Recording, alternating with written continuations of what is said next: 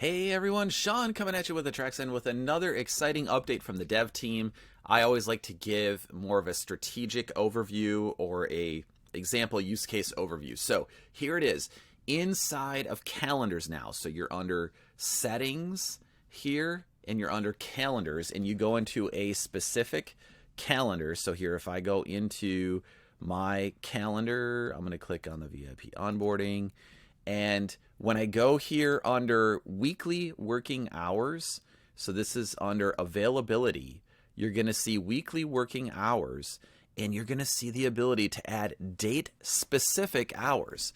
So I can add in a specific date like the 30th of January and just on that date I'm available from 8 to 5. So you'll see the regular like recurring weekly available hours and then here a date specific hour and under weekly working hours. Yes, so here I'm reading some of the dev notes. We have replaced standard and custom availability with weekly working hours and date specific hours. Previously, you had to choose between two availability settings, either standard or custom.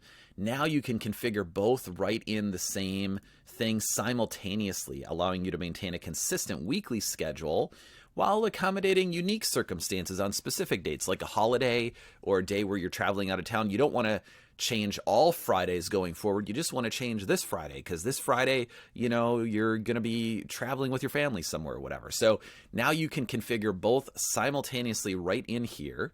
Date specific hours are now offer improved customization, allowing hours to specify both users to specify both their availability and unavailability for particular dates. This eliminates the need for blocked slots to indicate unavailability, streamlining the process. So right in here, by the way, too, this is really, really cool, you guys. Some of you may not have noticed this, but you can set two blocks. So like, let's say you wanted to have one set of availability from 9 to 1, and then another set of availability from 4 to 6 on like every Monday. Now you can do that. So if you constantly have like every Monday you have to pick up the kids from school, or like you just want to make sure there's no way that even if you didn't have something scheduled on your calendar, it would book on a time of the day. You can add that in right here, which is really, really useful and cool for some of you.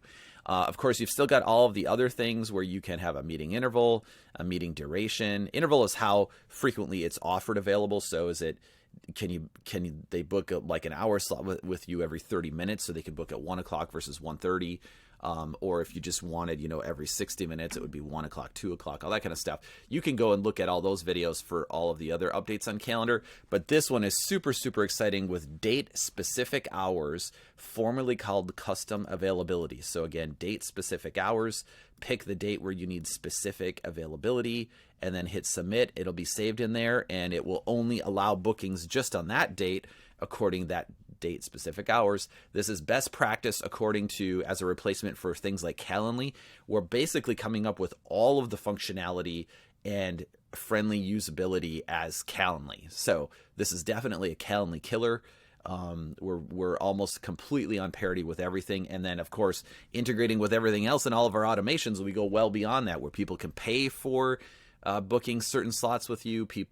People can, you can have it built into workflows when they book a slot, do something. So all kinds of additional functionality, when we're housing, 23 pieces of software where they're all tightly integrated with one another. Way to go, dev team, and see you in the next video.